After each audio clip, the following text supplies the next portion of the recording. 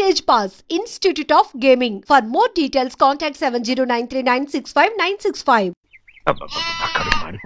ఏంటన్నా బాగా ఆకలాతుందా? అవునమ్మా, ఇడ్లీ దమ్మని ఆ బస్సు గాని పంపించి 2 గంటలైంది. అప్పటికి ఆలస్యం అవుతామని నా బండి కూడా ఇచ్చి పంపించా. సంతోషించాం. ఏంట్రా ఇంత ఆలస్యంగా చచ్చావు? మరే దీన్ని నడిపెత్తుకురావద్దేంటి? అదే నేనైతే లగెత్తుకెళ్ళి లగెత్తుకు వచ్చేసేవాడిని. అంటే ఈ బండి నడపడం నీ చేత కదా? మరి ఎందుకు తీసుకెళ్ళట్టు? ఏమో మీరు తీసుకెళ్ళమన్నారు, కర్మ తీసుకెళ్ళాను. కర్మ. సర్లే, ఆకలి చచ్చేట్టుగా ఉన్నా. ఇడ్లీలు ఎక్కడా? అదిగో మూటలో వచ్చేస్తున్నాయి. నోట్లో ఇడ్లీలు రావటం ఏంట్రా? రే ఈయన నంబర్లే గానీ మూట దింపి ఇప్పి చూపించండి. అట్టగానండి. ఇన్ని ఇడ్లీలు తెచ్చావిడ్రా? మరి 494 రూపాయలకు ఆ మాత్రం ఇడ్లీలు రావేంటి? 494 రూపాయలకి ఇడ్లీలా? మరి అదే చెప్పడమేమో చెప్పేస్తారు, ఆ తర్వాత మర్చిపోతారు. మనీ నాగమణి. నాగమండి ఏంటండి? ఏంటంట? అప్పుడు మీ నాన్న నాతో ఏం చెప్పాడు? ఉండండి ఆలోచించుకుని చెప్తాను. ఏంటమ్మా ఫ్లాష్ బ్యాక్ వెళ్తున్నావా? అవును. బాబా ఆకలి వేస్తుందిరా. రామస్వామి హోటల్కి వెళ్ళి తెచ్చి పెట్టు. నాకు కూడా ఆకలి ఎత్తుందండి. నువ్వేదైనా తిని నాకు మాత్రం ఒట్టి ఇడ్లీ పడరా. ఇదిగో ఈ నోటు ఎంతో తెలుసా? నేనేమన్నా తెలివి తక్కువ అనుకున్నారా? 500 నోటు. అబ్బా నువ్వే దీన్ని అచ్చుకుతున్నట్టుగా మాట్లాడుతున్నావే. చాలా ఆకలి వేస్తున్నాయి. బండేసుకెళ్ళి తొందర తీసినప్ప. ఇదండి జరిగింది. చిల్లర లేదు కదా అని 500 రూపాయలు నోటు ఇచ్చి పంపిస్తే మొత్తం ఇడ్లీలు పట్టుకొస్తా ఉంటా. నీ నోట్స్ చెప్పు. ఆకలి వేసేస్తుందమ్మా. చట్నీ సాంబార్ ఇదిరా? ఇచ్చాడండి. ఇది నేనే వద్దన్నానండి. ఎందుకని? మరి అదే మళ్ళీ మర్చిపోయారు. నాగమణి మీ నాన్న నాతో ఏం చెప్పాడు? అయ్యో అయ్యో చట్నీ సాంబార్లని ఎన్నిసార్లు ప్యాక్ ప్యాక్ వెళ్తారా? ఏదైనా తిని నాకు మాత్రం ఉట్టి ఇడ్లీ పడరా. ఇదిగో ఆయనకు అర్థమయ్యట్టు మళ్ళీ చెప్పు. నాకు మాత్రం ఒట్టి ఇడ్లీ పడరా. అయ్యో నువ్వు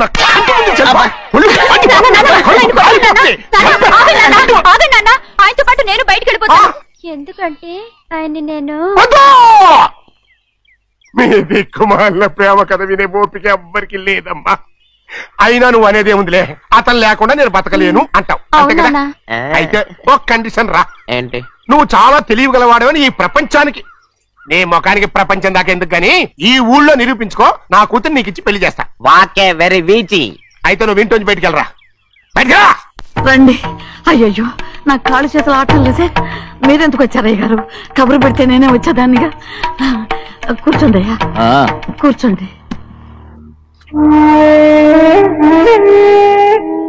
చిన్నయ్య టౌన్ కి వెళ్ళాడు, ఏదో కొట్లో పని చేస్తున్నాడు.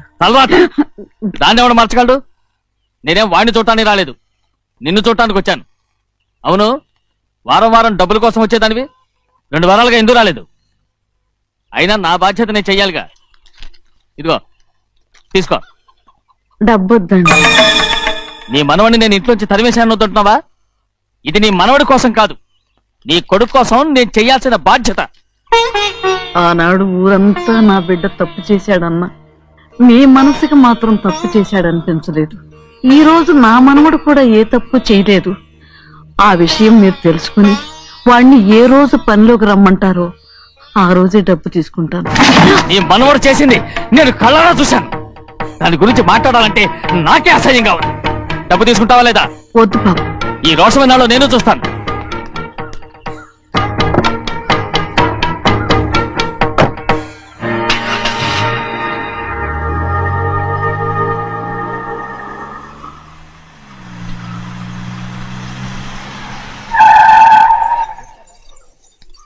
ఏంట్రా అందరూ ఇంట్లో పనులు మానేసి బయట కబుర్లు చెప్పుకుంటున్నారు? పెద్దమ్మాయి గారు అల్లుడు గారు మన ఇంటికి వచ్చారండి. వాళ్ళతో పాటు బంధువులు కూడా తీసుకొచ్చారండి, అందుకే మేమేం అనలేకపోయామండి. తాంబూలాలు కూడా పట్టుకొచ్చారండి.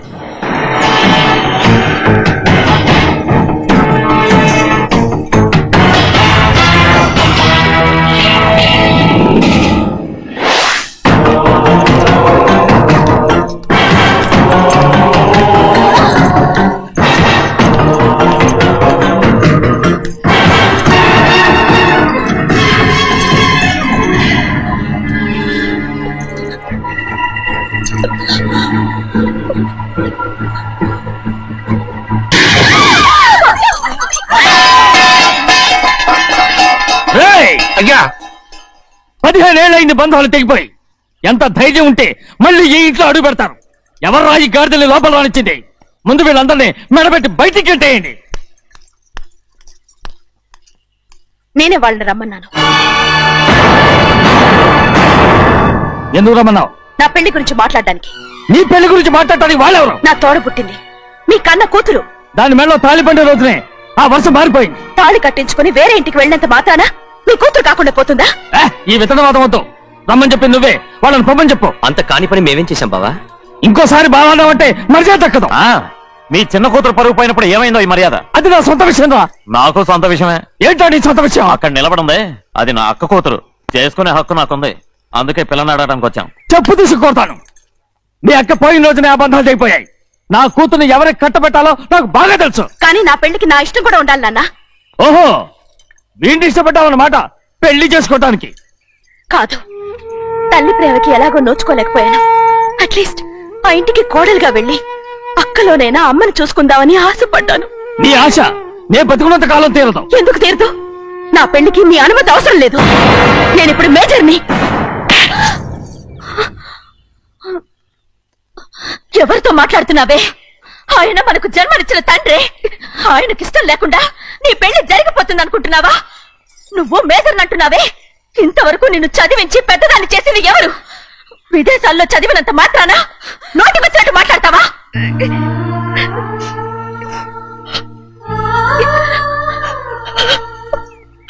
నన్ను క్షమించండి నాన్న. ఎలాగైనా మన కుటుంబం కలవాలనే ఆశతో దాని మాటలు విని ఇక్కడికి వచ్చాం. మీ ఇష్ట ప్రకారమే ఎవరికైనా ఇచ్చి పెళ్లి చేసి దాన్నైనా చివరి దాకా మీతోనే ఉంచుకోండి.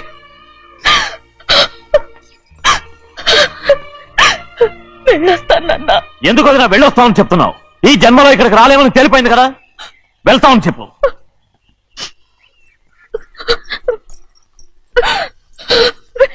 గోవిందయ్య, అయ్యా ఈ దరిద్రాన్ని బయటపడే. అలాగేనండి. నన్ను క్షమించండి నాన్న. ఊరుకోమ్మా, ఏదో తెలియక చేశావు, పర్వాలేదు. ఏమైందిరా అంతరాట పరిగెత్తున్నారు? ఉండవా? ఏమయ్యా ఏంటి అంతరాట పరిగెత్తున్నారు? నువ్వు నాకు అగనిస్ట్ పార్టీ. నేను నీకు చచ్చినా చెప్పకూడదు. అయినా వయసులో పెద్దవాడు అడుగుతున్నావు కాబట్టి చెప్తున్నాను. మన బసవాడు లేడు, వాడు పండుతున్నాడంట. అగా బసోడు ఏంటి? కొండ ఎత్తడం ఏంటి? ఎగతాళిగా ఉందా? నేను ఎగతాళి చేయడం కాదండి, ఊరంతా పరిగెడుతున్నారు. పైగా 10 రూపాయలు టికెట్ అంట. బసోడు కొండ నేను తీసుకెళ్ళి చూపిస్తాను. నా కూతురా. ప్రశాంతంగా ఉండండి, ప్రశాంతంగా ఉండండి. ఆంజనేయ స్వామికి పండక్కాలి, బాగా ఒళ్ళు పట్టంటారా.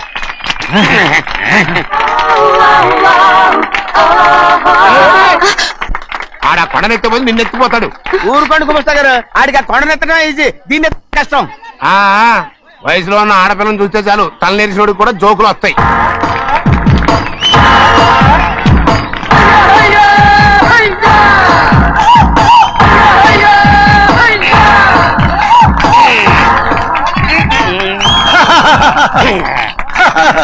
రెడీ.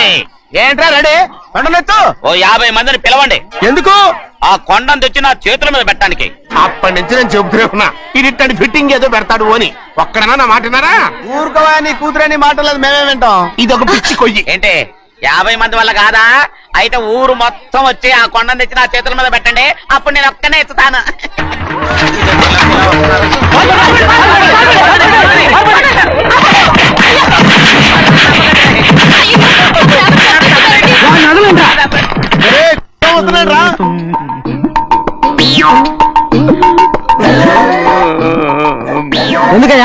ఎందుకయ్యా అమాయకుని పట్టుకుని అందరూ చిత్త కొడుతున్నారు? అమాయకుడా? వీడా? అవును. స్వామి స్వామి, మా వారిని రక్షించినందుకు చాలా థ్యాంక్స్ అండి. ఏ స్కూల్లో చదువుతున్నారా? Co education. అదే కరెక్ట్. ఇటు ఇప్పుడు మాట్లాడు. నీ కూతుర్ని ఇతనికి ఇచ్చి చెయ్యాలి అంటే ఇతను తెలివైన వాడే నిరూపించుకోమన్నారుగా. అవును. ఇప్పుడు నేను చెప్తున్నాను, ఇక్కడున్న మీ అందరికంటే ఇతనే తెలివైన. ఆంజనేయుడు తప్ప ఆ కొండను ఎవరైనా ఎత్తగలరా? చేయలేని దాన్ని చేయగలనని చెప్పి మీ అందరిని నమ్మించి ఇక్కడ తీసుకొచ్చాడే, ఇతను తెలివైనడు కదంటారా? ఇది తీవ్రంగా ఆలోచించవలసిన విషయం. కరెక్ట్. ఒక తెలివైన వాడే ఎదుటి వాళ్ళని తెలివి తక్కువ వాళ్ళని చేయగలడు. He is very bright. ఇప్పుడైనా ఒప్పుకుంటారా? ఒప్పుకున్నట్టే గుండె మీద చేసుకున్నాడు కనుక.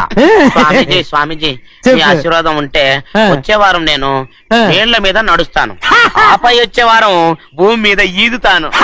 అలాగా? ఏది నీళ్ళల్లో నడు చూద్దాం. ఇక్కడ నీళ్లు లేవే. నువ్వు నీళ్ళలో నడుస్తావో నేల మీద ఎత్తావో నాకు అనవసరం. నా కూతురుతో నువ్వు సరిగ్గా నడుచుకుంటావా లేదా? స్వామీజీ చెప్తే నడుచుకుంటాను. స్వామిలాగా మాత్రం నడవకు. ఈ జన్మలో చస్తే నీకు పెళ్ళి అవుతుంది.